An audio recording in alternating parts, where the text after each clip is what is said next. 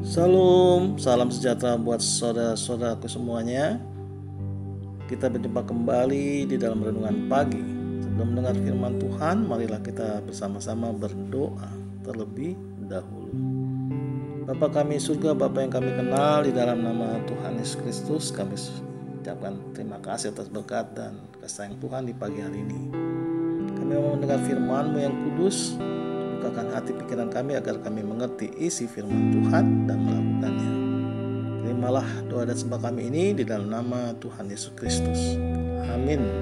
Saudara-saudara yang terkasih, renungan pagi hari ini diambil dari kitab 1 Petrus pasal 1 ayat 23 dengan tema benih yang tidak fana. 1 Petrus pasal 1 ayat 23. Sebab ini firman Tuhan. Karena kamu telah dilahirkan kembali bukan dari benih yang fana, tetapi dari benih yang tidak fana, oleh firman Allah yang hidup dan yang kekal. Demikianlah pembacaan firman Tuhan. Saudara yang terkasih, dalam nama Tuhan Yesus Kristus, menurut firman Tuhan tentang lahir kembali dari benih yang tidak fana, oleh firman Allah yang hidup dan yang kekal. Lahir kembali dengan pembuktian dengan hidup yang akan terlihat berbeda dengan sebelumnya, ke arah yang lebih baik dan lebih baik lagi. Memang kita dilahirkan kembali bukan secara fisik manusia, melainkan secara iman bahwa kita menjadi anaknya dan pewaris kerajaan sorga. Ada benih yang fana dan ada benih yang tidak fana. Benih yang fana adalah tidak kekal, sudah rusak oleh kehidupan dunia atau keduniawian. Benih yang tidak fana atau kekal, karena juga benih itu jatuh di tanah yang baik, ialah orang yang mendengar firman Tuhan dan menyimpannya, lalu mengeluarkan buah di dalam ketekunan di hidupnya.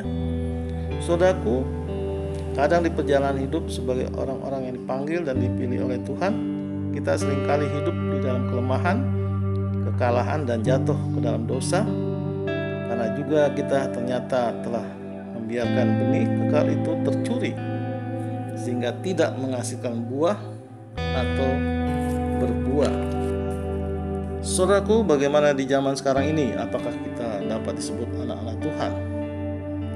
Ada tertulis di 2 Korintus pasal 5 ayat 17. Jadi siapa yang ada di dalam Kristus, ia adalah ciptaan baru. Yang lama sudah berlalu, sesungguhnya yang baru sudah datang. Saudaraku, percayakanlah hidup kita kepada Yesus Kristus Sang Juru Selamat.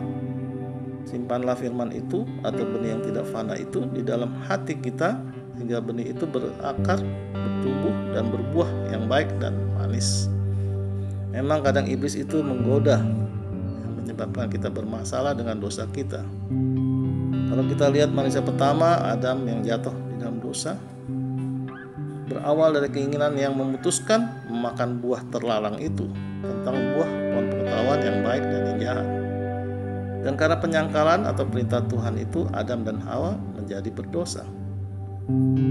Sekarang ini banyak orang yang mengikuti kedagingan, hawa nafsu, korupsi, berbohong, dan banyak sekarang umat Tuhan asik dengan handphonenya atau smartphone-nya, yang membuat terlena dan lupa membaca atau mendengar firman Tuhan atau benih yang kekal itu. Kita melupakan firman Tuhan karena bagi sebagian orang itu tidak penting dan bukan keharusan. Saudaraku, di pagi hari ini, ingatlah, kita berasal dari benih ilahi atau benih yang tidak fana. Mari kita bertobat dan selalu berdoa memohon bimbingan Roh Kudus untuk menjaga benih ilahi itu. Amin. Tuhan Yesus memberkati. Kita tutup renungan pagi hari ini dengan berdoa. Terima kasih Tuhan atas berkat Tuhan di pagi hari ini. Kami boleh mendengar firman-Mu yang kudus, yang menjadi suluh di dalam hidup kami, arah tujuan hidup kami, karena Engkau adalah kebenaran itu. Tuhan, kami juga berdoa kepada saudara-saudara kami yang kesulitan, sedang mengalami sakit penyakit, dan janda yang miskin, dan kehilangan pekerjaannya, dan dan anak-anak yang terlantar. Kiranya Engkau berkati. Bapa, terima kasih berkat Tuhan pada pagi hari ini. Kiranya Engkau juga selalu melindungi kami dengan Roh Kudus-Mu. Ampuni akan kesalahan kami, akan dosa kami. Kiranya Engkau selalu berkenan di dalam hidup kami. Terimalah doa dan sembah kami ini di dalam nama Tuhan Yesus Kristus. Amin.